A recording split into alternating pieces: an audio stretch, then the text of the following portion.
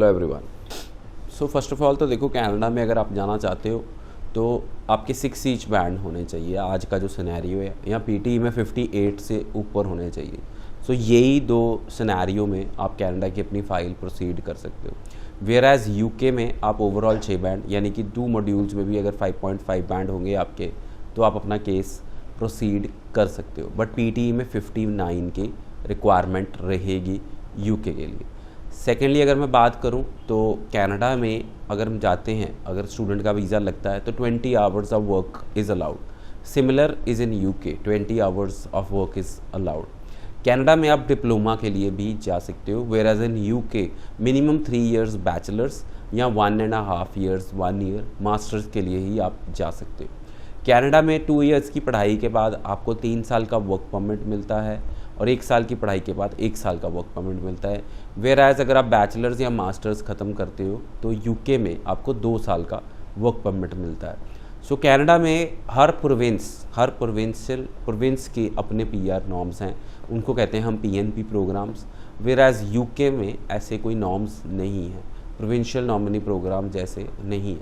UK में पहले ऐसे होता था कि कुछ शॉर्टलिस्ट किए हुए थे उन्होंने एम्प्लॉयर्स कि अगर वो 2000 एम्प्लॉयर से आपके पास जॉब होगी तो आपको पीआर मिलेगी। अगर वो 2000 एम्प्लॉयर से आपके पास जॉब नहीं है तो आपको पीआर नहीं मिलेगी। पर अब यूके ने वो चीज़ ओपन कर दी है। बट अगर हिस्ट्री देखें यूके की तो पीआर लेनी काफ़ी टफ रही है। फर्स्ट ऑफ ऑल तो उसके पीछे यूके में ये रीज़न हो जाता है कि बच्चे जो यहाँ से बैचलर के लिए जाते हैं उनको पता लग जाता है कि pound is really expensive and जो साल की फ़ीस देनी है वही बड़ी मुश्किल निकलेगी। सो वो जाते ही बैचलर वाले स्टूडेंट अपनी यूनिवर्सिटी छोड़ देते हैं। मोस्टली मेरे साथ तो 7 बैंड 8 बैंड वाले बच्चे भी जो क्या यूके गए उन्होंने पढ़ाई अपनी छोड़ दी। बहुत रेयर है, 10 में से 2 बच्चे ही अपनी पढ़ाई कर रहे हैं। और जो बच्चे पढ़ेंगे नहीं तो उनको पोस्ट ग्रेजुएट वर्क परमिट नहीं मिलेगा।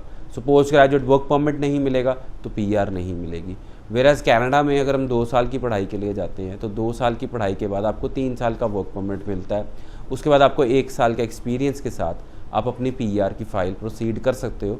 और जो ट्रेंड है पिछले 10-15 साल का कि कनाडा ने जितने लोग बुलाए उसमें से 70 to 80% की पीआर हो चुकी है, which is quite opposite the UK scenario.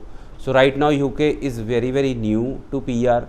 मैंने अभी तक तो स्टूडेंट्स जो गए हैं बहुत ही, मेरे हिसाब से 100 में से 10 बच्चे होंगे जिनकी पीआर हुई होगी, 90 की पीआर नहीं हुई है। सो अगर आप इन्वेस्ट कर रहे हैं अपना पैसा तो मेरे हिसाब से आप इलीगल होने के लिए मत करें। इस होड़ में पैसा मत लगाएं कि मेरे को फॉरेन लैंड में जाना है।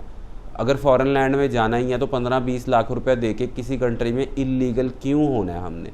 सो पढ़ाई करें। अगर आप यूके जा रहे हैं, मैं ऐसा नहीं कह रहा कि यूके बेटर कंट्री नहीं है, it's a very good place. आप पढ़ाई करें, वर्क परमिट लें एंड पीआर के लिए एलिजिबल हों। बट अगर आप ये सोच के जा रहे हैं कि फ़ीस तो मैं दे नहीं सकता तो मैं वहाँ पे पहुँच के इलीगल हो जाऊँगा, सो मैं बताऊँगा कि यूके गवर्नमेंट बहुत टफ़ है। अभी से ही वो काफ़ी सारे बच्चों को एयरपोर्ट से वापस भेजने लग गए हैं। So you need to be very very careful when you are applying for UK. So definitely see Canada में जितने भी बच्चे आज तक गए हैं, सो कनाडा की अगर हम 1 साल की फ़ीस दे के जाते हैं और 1 साल का GIC दे के जाते हैं तो नेक्स्ट ईयर की फ़ीस स्टूडेंट्स अपने आप ही मैनेज करते हैं। सो मैंने तो नहीं सुना है until unless you have gone to a very expensive university. So mostly जो कॉलेजेस हैं उनकी फ़ीस 8 लाख से लेके 12 लाख के बीच में है। सो बच्चे काफ़ी ईजिली ये पैसा अर्न कर लेते हैं। सो एक एग्जांपल ले लेते हैं, आज की डेट में जो डॉलर रेट है that is 60। So student who earns part time जो काम करता है वो कम से कम नहीं तो $1200 से लेके $1500 मंथली अर्न कर लेता है। तो 72,000 to 1 लाख रुपीज़ के बीच में बच्चा पार्ट टाइम में काम कर लेता है, पैसे कमा लेता है। और 4 मंथ्स हॉलीडे रहती हैं, तो 4 मंथ्स हॉलीडे की बात करें तो उसमें बच्चा 1,20,000 टू बीच में 1.5 लाख रुपये कमा लेता है। सो 4 मंथ्स आपने फुल टाइम काम किया, आई कीप द लोएस्ट, आप 5 लाख रुपये तब कमा लेते हैं। और अगर आपने 8 महीने पार्ट टाइम काम किया तो 8 लाख रुपये तब कमा लेते हैं। सो 8 और 4 12 लाख रुपया you make it so that you can easily पे योर नेक्स्ट ईयर्स फीस। और रहने खाने की बात करें तो आप ऑलरेडी $10,000 GIC का आपके पास है ही है, और जो बच्चा नहीं खर्च करता। सो एक एग्जांपल है कि बच्चा इजीली अपने 1 साल की अगले साल की फ़ीस टेक आउट कर लेता है। Thank you so much.